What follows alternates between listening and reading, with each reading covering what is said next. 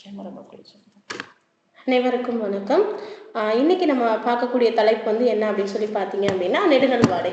So இந்த நெடுநல் வாடை அப்படிங்கிறது என்ன அப்படின்னா நம்மளுடைய இரண்டாம் ஆண்டு மாணவர்களுக்கு நம்ம வைத்திருக்கக்கூடிய ஒன்று. 10 பாட்டு இலக்கிய வகைமைகள்ல ஒன்றா இந்த நெடுநல் வாடையை சொல்லுவோம். நெடுநல் வாடை அப்படின்னு சொல்லும் போதே இது வந்து எதை மையமிட்டு சொல்கிறது அப்படின்னா நம்மளோட அந்த காலத்துல இருக்கக்கூடிய தலைவன் தலைவியோட நிலையை வச்சு சொல்லக்கூடியது. இந்த தலைவனும் தலைவியும் அவங்களோட நிலைமை என்ன.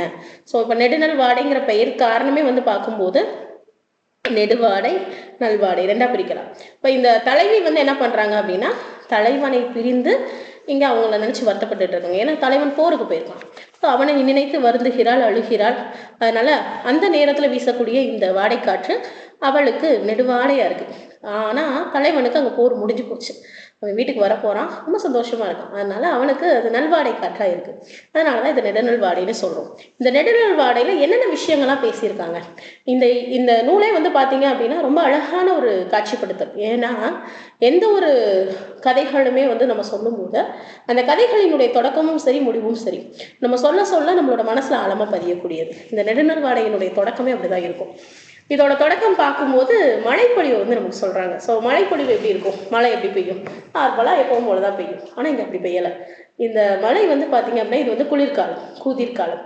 இந்த காலத்துல மழை பெய்ய ஆரம்பிக்குது. அந்த பெய்கின்ற அந்த சாரல் மழை இருக்கு இல்லையா, அந்த சாரல் மழையில வந்து யார் நனைஞ்சிட்டு போறாங்கன்னா நம்ம இடையர்கள், அதாவது ஆடு மாடு மேய்க்கிறவங்க. இவங்க நனைஞ்சிட்டு போறாங்க. அந்த குளிர் தாங்க முடியல. ஸோ அடுத்து என்ன செய்யறாங்க அப்படின்னா அந்த குளிர்ல இருந்து கொஞ்சம் விலகலாம் நினைக்கும் போது இந்த மலைச்சாரல் அவங்க மேல பட்டனால அவங்களுக்கு அந்த குளிர் தாங்க முடியாம கிடுகிடுன்னு ஆடுது. அதனால அங்கே கூட என்ன பண்றாங்க அப்படின்னா நெருப்பு மூட்டி தன்னோட கையை அதுல காட்டி அப்படி கன்னத்துல வைக்கிறாங்க. அப்படி வைக்கும் போது அவங்களுக்கு அப்படியே ரொம்ப சந்தோஷமா இருக்கு. அடுத்து நமக்கு இன்னொரு காட்சி காட்டுறாங்க. அங்க பாத்தீங்க அப்படின்னா விலங்குகளோட நிலை, பறவைகளோட நிலை, இது எல்லாத்தையுமே பார்க்குறோம். ஸோ விலங்குகள் எல்லாமே வந்து எப்படி மேய்க்கணுங்கிறதே மறந்து போச்சு. ஏன்னா புல்லெல்லாம் வந்து வாயில வச்சோம்னா அது ஜில்லுன்னு இருக்கு. அதனால அதெல்லாம் வந்து சாப்பிட முடியல. அப்ப பறவைகள்லாம் என்ன பண்ணுது அப்படின்னு கேட்டா அங்க இருக்கக்கூடிய பறவைகள்லாம் பாத்தீங்க அப்படின்னா அந்த கிளைகள்ல கூட அந்த குளிரை தாங்க முடியாம அது என்ன செய்யுதுன்னா கீழே விழுது. குரங்கு வந்து என்ன செய்யுது அப்படின்னா அந்த குளிர் தாங்க முடியாம கிடுகிடுன்னு ஆடிக்கிட்டு இருக்கு. இதுதான் இங்க நிலைமையா. அப்ப வேற என்ன நடக்குது அப்படின்னு இங்கிட்டு பார்த்தோம் அப்படின்னா இது அப்படியே தண்ணி ஓடுது. அதுல கொக்கு நாரை கூட்டங்களோடு கொக்கு நின்றுகிட்டு இருக்கு. ஸோ அங்கேயுமே குளிர் அதிகமா இருக்கு. இன்னொரு பக்கம் வயக்காடு காட்டுறாங்க. அந்த வயக்காட்டுல நெல் நல்லா முதிர்ந்து தழை கவிழ்ந்த விதமாக இருக்கிறத நம்ம பார்க்குறோம். ஓ சரி, இவ்வளோ அழகா இருக்கேன். அடுத்து என்ன ஆச்சு அப்படின்னா இது வந்து ஒரு அரண்மனைக்குள்ள போறதுக்கு முன்னாடி எப்படியெல்லாம் அந்த மழைப்பொழிவு இருக்குன்னு பார்த்தோம் இல்லையா. அடுத்து அங்க மக்கள் எப்படி இருக்காங்க, இந்த மழைப்பொழிவு அவங்கள எந்த மாதிரி தாக்கத்தை ஏற்படுத்துது அப்படின்னு சொல்லி பார்த்தோம்னா மழை பெஞ்சுக்கிட்டு இருக்கு. இந்த மழையில ஆண்கள் என்ன பண்றாங்க அப்படின்னா அந்த குளிரை தாங்க முடியல. தாங்க முடியாதப்போ பெரும்பாலான ஆண்கள் பண்ற மாதிரிதான் இங்க கல்லு குடிக்கிறாங்க. குடிச்சிட்டு தண்ணியில மறக்கிறாங்க. மறந்துட்டு அந்த மழையில நனைஞ்சுக்கிட்டே வந்து அந்த மதி மயங்கி காணப்படுறாங்க. சரி, இப்ப பெண்கள் என்ன பண்றாங்க, பெண்களோட நிலை என்னன்னு பார்த்தா அவங்க இந்த கூதிர் காலத்துல அதற்குரிய ஆடைகளை வந்து உடுத்தி இறை வழிபாடு செய்யறாங்க. ஸோ மாலை நேர விளக்கு ஏத்துறாங்க, இறைவனை வழிபடுறாங்க. ஸோ அப்படி இறைவனை வழிபடும் பொழுது பார்த்தீங்க அப்படின்னா இன்றைய காலம் மாதிரியான வழிபாடு அந்த காலத்துல கிடையாது. அவங்க வந்து நெல் பூவு இதை தூவி வழிபாடு செஞ்சிருக்காங்க. இது மழை நேரம் இல்லையா, அதனால முல்லை அரும்புகள், முல்லை பிச்சி அப்படின்னு சொல்லக்கூடிய அந்த குளிர்கால மலர்களை வந்து பயன்படுத்துறாங்க. ஸோ அப்படி வழிபாடு பண்றாங்க. ஸோ இப்போ வழிபட்டாச்சு.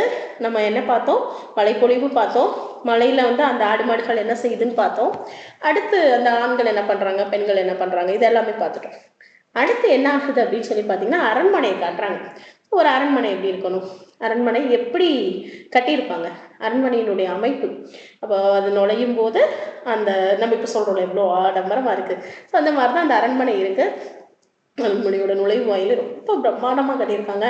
ஒரு பெரிய மதில் சுவர். அந்த மதில் சுவர்ல வந்து அதுக்குரிய ஆணியெல்லாம் அடிச்சு பெரிய கதவு. அந்த கதவு வந்து பாத்தீங்க அப்படின்னா அதுல இருக்கக்கூடிய குமிழ் கூட அவ்வளோ அழகா இருக்கு.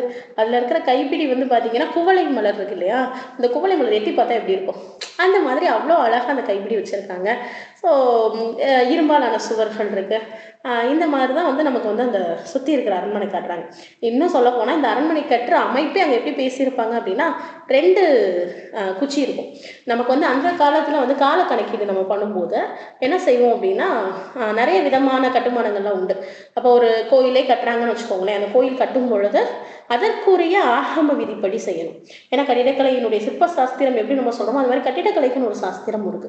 அந்த அடிப்படையில் 2 குச்சியை ஊனி அதில் வந்து அந்த சூரிய வெளிச்சம் படுறதை வச்சு, அப்புறம் அந்த நண்பகல் வேலையில், அப்புறம் இதுக்குன்னு வந்து முறைப்படி நல்லா படித்த கட்டுமானக்கலை நன்றாக தெரிந்த நபர்களை வச்சு கோல் பிடிச்சு, அப்புறம் நூல் பிடிச்சு, அப்புறம் அழகாக வந்து வடிவமைப்பு செஞ்சு மன்னன் உறைந்திருக்கக்கூடிய அளவில் அந்த அரண்மனை அமைக்கிறாங்க. இப்படி அரண்மனை அமைத்ததற்கு பிறகுதான் நம்ம அந்த சுற்றி இருக்கிற சுவர் பார்த்தோம், அந்த அரண்மனையினுடைய வாசல் பார்த்தோம். இதுக்கப்புறம் என்ன ஆகுது அப்படின்னா, இப்போ நம்ம அரண்மனைக்குள்ளே போக போகிறோம். ஸோ அரண்மனைக்குள்ளே போகும்போது அந்த அரண்மனையில் வந்து பார்த்தீங்க அப்படின்னா, நுழையும் போதே அந்த நுழைவாயிலே பார்த்தீங்கன்னா கவரிமா இருக்கு. அந்த கவரிமா என்ன பண்ணுது அப்படின்னா, அன்னப்பறவையோடு சேர்ந்து குதிச்சு குதிச்சு ஓடிக்கிட்டு இருக்கு.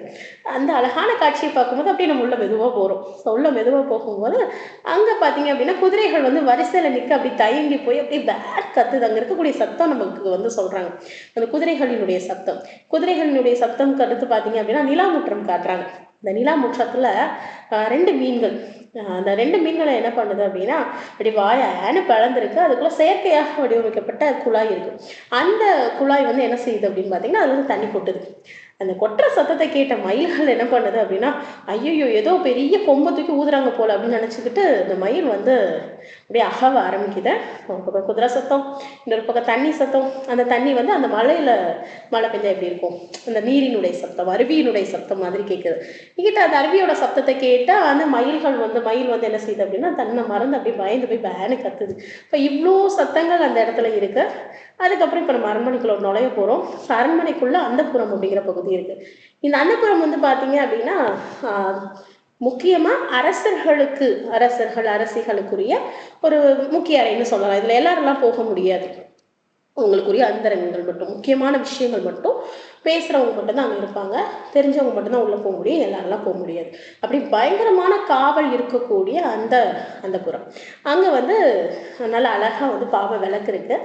அந்த விளக்குல வந்து எண்ணெய் ஊற்றுறாங்க, அந்த நெய் ஊற்றுறாங்க. அந்த நெய்யில் வந்து பார்த்தீங்க அப்படின்னா அப்படி திரி எரியுது. ஸோ பாவை விளக்கு ஒன்று குட்டியால் இல்லை, நல்லா பெரிய பாவை விளக்கு, யவனர்கள் கொடுத்தது. ஸோ அந்த விளக்கினுடைய வெளிச்சம் அந்த இடம் ஃபுல்லாக பரவி நிற்க, அந்த அழகான இடத்துல யாருமே போக முடியாத அளவுக்கு காவல், பயங்கரமான காவல் இருக்கு. அந்த காவலை தாண்டி உள்ள அடுத்து நம்ம அந்த புறத்துக்குள்ள போனோம் அப்படின்னா, அங்க பாண்டில்னு சொல்லக்கூடிய கட்டில் இருக்கு. பாண்டில் பொதுவாக வந்து விளக்க தான் சொல்லுவாங்க, இங்க பாண்டில்ங்கிறது கட்டில சொல்றாங்க. ஸோ இந்த கட்டில் வந்து பார்த்தீங்க அப்படின்னா ரொம்ப வந்து முக்கியமானது. ஏன்னா கட்டிலெல்லாம் நம்ம சொல்லணுமா, இந்த வர்ணனைலாம் இந்த இடத்துல தேவையான்னு கேட்டால் தேவை. அந்த காலத்துல அந்த கட்டில் வர்ணனை எப்படி பண்ணியிருக்காங்க அப்படிங்கிறது தான் மெயின் விஷயம். ஒரு அழகான கட்டில் காட்டுறாங்க. பாண்டில்னாலே வட்ட வடிவ கட்டில் தான், அதோட விளக்கமே அதுதான். அந்த வட்ட வடிவ கட்டில் வந்து பார்த்தீங்க அப்படின்னா, அதை செஞ்சிருக்கிற அந்த தலைப்பகுதியில் வந்து யானையினுடைய தந்தம், அந்த தந்தத்தினால என்ன பண்ணியிருக்காங்க, 2 இலை மாதிரி, அந்த இலை வந்து அந்த தலைமாட்டில் இருக்கு. அதுக்கப்புறம் பார்த்தீங்கன்னா அதோட கால்கள், கட்டிலோட கால் பார்த்தீங்க அப்படின்னா கிட்டத்தட்ட ஒரு 40 வருஷம் இருக்கக்கூடிய யானை. அந்த யானையினுடைய அந்த வழி, அந்த இது தந்தத்தினால தான் வந்து அந்த மேலே இருக்கக்கூடியதை செஞ்சுருக்காங்க, அந்த இலைகள் செஞ்சுருக்காங்க. கீழே இருக்கிறது அந்த பெரிய பருத்து இருக்குது, அதுவுமே யானை கால் எப்படி இருக்கும் அது மாதிரி நல்லா வந்து ஜெய்ஜாண்டிக்காக நல்லா பருத்து இருக்கக்கூடிய கால்கள். ஸோ அந்த கால்களுக்கு அப்புறம் பார்த்தீங்க அப்படின்னா அந்த கட்டில் மறுபடியும் காட்டுறாங்க. கட்டிலேருந்து என்ன பண்ணுது அப்படின்னா, ஒரு மேலே ஒரு சின்ன இது மாதிரி போகுது, ஒரு மேலே ஒரு தட்டு மாதிரி இருக்குது. அந்த தட்டில் வந்து பூ வச்சா எப்படி இருக்கும், அந்த பூக்கள் மாதிரி டெக்கரேட் பண்ணியிருக்காங்க. அதில் வந்து முத்துப்பாசிகள்லாம் அழகாக தொங்குது. ஸோ அப்படி முத்துப்பாசிகள் தொங்குனதுக்கப்புறம் என்ன ஆகுது அப்படின்னு சொல்லி பார்த்தீங்கன்னா, அப்படி கீழே கட்டில் கட்டுறாங்க மறுபடியும். அந்த கட்டிலில் மெத்தை விரிப்பு, அதில் வந்து சிங்கம் வந்து வேட்டையாட இந்த சண்டை போட போகும்போது எப்படி இருக்கும், ஸோ அந்த மாதிரி வந்து சிங்கத்தினுடைய வேட்டையாடல் காட்சி இருக்குது. அதுக்கப்புறம் தலையணையெல்லாம் புசு புசுன்னு வச்சுருக்காங்க, மெத்தை போட்டிருக்காங்க. அந்த மெத்தை பார்த்தீங்கன்னா அன்னப்பறவையினுடைய இறகுகளால் செஞ்ச மெத்தை. ஸோ அவ்வளோ புசு புசுன்னு இருக்கிறதுக்கு மேலே நம்ம அந்த காட்டன் துணி சொல்லுவோம்ல, அந்த மாதிரி இருக்கக்கூடிய அந்த ஆடைகளை வந்து மடித்து வச்சுருக்காங்க. ஸோ இப்போ அடுத்து சரி நம்ம கட்டில் காட்டியாச்சு. இப்போ அடுத்து என்ன ஆகுது அப்படின்னா, அப்படியே கொஞ்சம் கொஞ்சமாக அந்த தலைவியை காட்டுறாங்க. எதுக்காக கட்டில காட்டுறாங்கன்னா, இவ்வளோ பிரம்மாண்டமா இவ்வளோ அழகா செஞ்ச அந்த கட்டில கூட நம்மளால ரசிக்க முடியல. தலைவி அழுதுகிட்டு இருக்கா. எதுக்காக அழுகுறா? தலைவன் போருக்கு போயிட்டான், பாசறையில இருக்கான், என்ன நிலையில இருக்கான். ஏன்னா இப்ப இருக்கிற மாதிரியான எந்த தொடர்புகளும் அப்ப கிடையாது.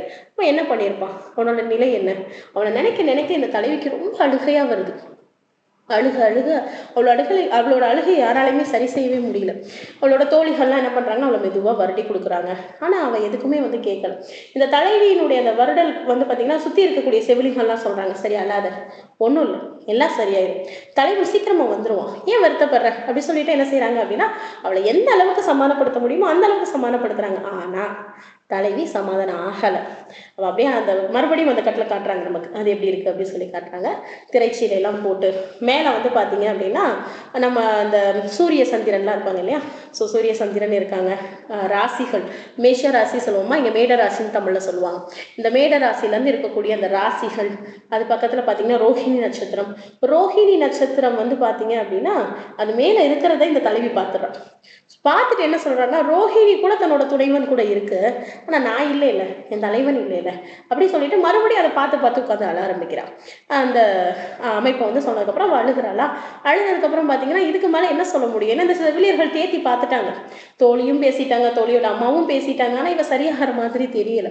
அதுக்கப்புறம் என்ன பண்றாங்க அப்படின்னா, இதுக்கு மேலே வழி இல்லை, தெய்வம் ஒன்றே துணை அப்படி சொல்லிட்டு போய் கொற்றவை கிட்ட வேண்டாங்க. ஏன்னா கொற்றவை வந்து பாத்தீங்க அப்படின்னா போரினுடைய தெய்வமா பார்ப்போம். இந்த போர் தெய்வமான கொற்றவை வந்து பாத்தீங்க அப்படின்னா, தெய்வமே எப்படியாவது எங்களுடைய தலைவனை சீக்கிரம் கொடுத்துரு, போர் முடியட்டும், பாவம் தலைவி அழுகிறா அப்படின்னு சொல்லி சொல்றாங்க. இங்கிட்ட அப்படியே தலைவனை காட்டுறாங்க. ஸோ இப்போதான் நம்ம தலைவனை பார்க்குறோம். இவ்வளவு நேரம் தலைவியை பார்த்துருக்கோம். இந்த தலைவன் பார்த்தீங்க அப்படின்னா, தலைவனோட பாசறை போர் கிட்டத்தட்ட முடிஞ்சிருச்சு. ஸோ இந்த போரில் வந்து பார்த்தீங்க அப்படின்னா, அந்த இரவு நேரம் நெருங்குது. நிறைய வீரர்கள் ஃபுல்லாக அடிபட்டு புண்ணோட கிடக்குறாங்க. ஒரு சின்ன விளக்கு அதை ஏந்திட்டு ஒரு வீரன் முன்னாடி போகிறான்.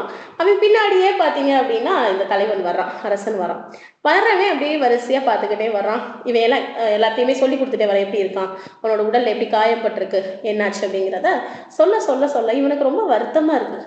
ஆனால் அவ்வளோ வருத்தத்துலேயும் அவனுக்கு ஒரே ஒரு நிம்மதி, அப்பாடா போர் முடிஞ்சு போச்சு, இதுக்கு மேலே வேற எந்த பிரச்சனையும் இல்லை, எல்லாம் சரியாயிரும், நம்ம போக போகிறோம் அப்படின்னு சொல்லிட்டு அவன் அப்படி ஒரு பெருமூச்சு விடுவான் பாருங்க. அங்கே தான் இந்த வாடைக்காற்று நல்வாடைக்காற்றா மாறுது. இப்போ இந்த தலைவன் போகும்போது முன்னாடி ஒரு வீரன் சொன்னேன்னா, அந்த வீரன் வந்து பார்த்தீங்க அப்படின்னா வேப்பம் பூ இருக்குல்ல, வேம்பு இருக்கு இல்லையா, அந்த வேம்போட கொழுந்தை வந்து என்ன பண்ணியிருப்பான் அப்படின்னா தன்னோட தலையில சூடியிருப்பான். கெட்டிட்டு அவன் நடந்து போவோம்.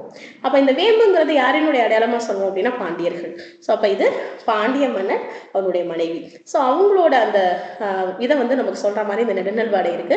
இதை நம்ம படிக்கும் போதே நமக்கு ஒவ்வொரு காட்சிகளா நம்ம கண்ணு முன்னாடி விரியும். எப்படி இருக்கு அந்த அரண்மனை, எப்படி இருக்கு, மழை எப்படி பெய்யுது, அங்க இருக்கக்கூடிய மக்களோட நிலை என்ன, அப்புறம் அரண்மனைக்குள்ள நம்ம அந்தப்புறம், அதுக்குள்ள கட்டில், அதுக்கப்புறம் தோழி, தலைவி வரந்துறா, தோழி வந்து அதை வந்து சரி பண்றா, செவிலியை காட்டுறாங்க. அப்புறம் அப்படியே இங்கிட்டு பாசறையை காட்டுறாங்க, பாசறைக்குள்ள தலைவன் இருக்கான். ஸோ அவனை என்ன பண்றான், அவளை பார்க்கணும்னு நினைக்கிறான். இன்னொரு சமயத்துல வீரர்கள் எல்லாமே ரொம்ப கஷ்டப்படுறாங்க. ஸோ எல்லாம் முடிஞ்சிருச்சு, அவ்வளவுதான், இனி ஒரு சிக்கலும் இல்லை அப்படின்னு சொல்லி இந்த இது வந்து முடியும். இந்த நூல் வந்து முடியும். ஸோ ஆக மொத்தம் நெடுநல் வாடையை வாசிக்கும் போது நமக்கு ஒரு மிகப்பெரிய காட்சிப்படுத்தல் தெரியும். இந்த கதை வந்து முழுக்க முழுக்க சங்க காலத்தில் வாழ்ந்த தலைவன் தலைவியோட முக்கியமான வாழ்க்கை எதிரொலிக்கும் விதமா இருக்கு அப்படிங்கிறத நான் சொல்றேன். ஸோ இந்த தலைப்புகள்ல கீழே இருக்கக்கூடிய எல்லா பாடல் வரிகளுமே முடிஞ்ச அளவுக்கு ரொம்ப எளிமையாக தான் இருக்கும். அதை நம்ம வாசிக்கும் போது ரொம்ப நல்லா இருக்கும். ஸோ கண்டிப்பாக வந்து அந்த நெடுநல் வாடையை முழுமையாக படித்தோம்னா நமக்கு ஒரு முக்கியமான கருத்து தெரியும் அப்படிங்கிறது உண்மை. அனைவருக்கும் நன்றி.